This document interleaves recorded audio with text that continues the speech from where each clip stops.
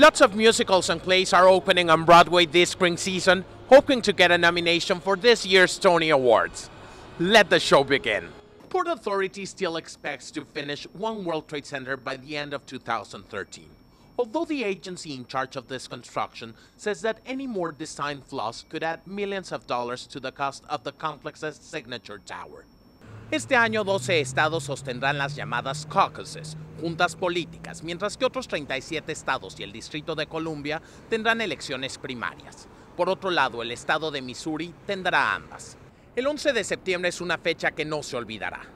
A 10 años de los ataques terroristas que cobraron la vida de cerca de 3,000 personas y la tranquilidad del mundo, los neoyorquinos, norteamericanos y el resto del mundo recuerdan con tristeza y nostalgia esta fecha.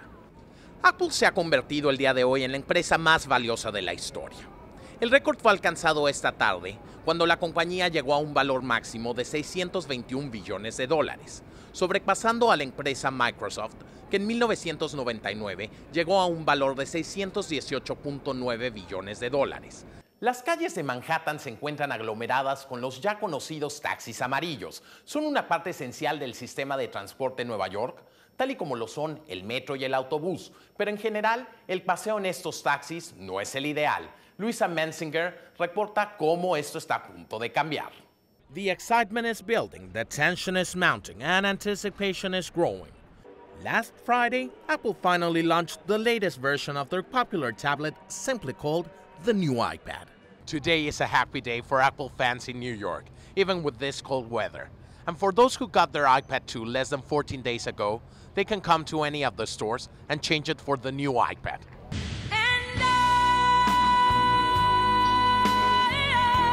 One of the music industry's brightest lights has gone dark. Legendary pop singer Whitney Houston was found dead last Saturday in a Beverly Hills hotel. Houston's bodyguard found her unconscious in a bathtub, and despite resuscitation efforts, she was pronounced dead by the Beverly Hills police at 3:55 p.m. The first snowstorm to hit New York this year has come and gone, leaving around 4 inches of snow behind, as well as dangerous driving conditions. The first flakes started falling around 2:30 a.m., and since then, crews in the city work hard at spreading salt to keep streets and roads safe. As you know, renting an apartment in Manhattan has always been very expensive, but over the course of the last year, the prices have gone up. If you pardon the expression, through the roof.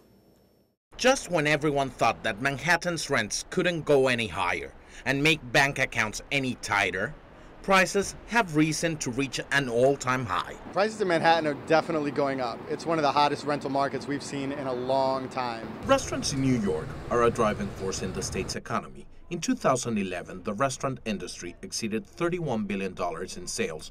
But despite those big numbers, restaurant workers often lack many benefits. For example, more than half of food industry workers don't have paid sick leave. No, you don't get that day paid. You don't get that? No, at all.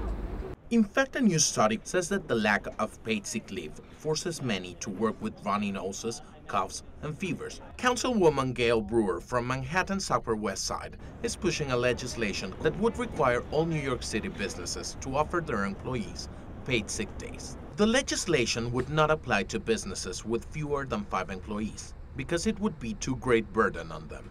But if you're sick as an employee and you take a day off, you wouldn't get paid, but you wouldn't get fired.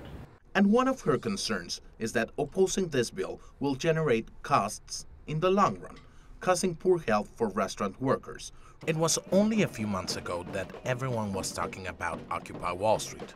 The protests spread all around the globe in more than 900 cities in 80 countries. Daniel, many have called en plein air the most honest and pure experience in the landscape painting. What do you think about this? I would agree, because you know, if you're inside and you're looking at a little photograph of Central Park, you know, to start with, you don't get the true tones and the true colors. It's hard to believe that in a city like New York with a population of over 8.2 million, there are 2.9 million people who can't afford to eat. That's 35% of the population, an astounding number and one that continues to increase as the slow economy and the high unemployment rate have strained the ability of aid agencies to meet growing demand, and they started seeing people who had never come to a food pantry. One of those food pantries is here at St. Peter's Church in the heart of Chelsea. This food pantry has been around for more than 50 years, and it has never had such a hard time keeping up with the needs as in these days.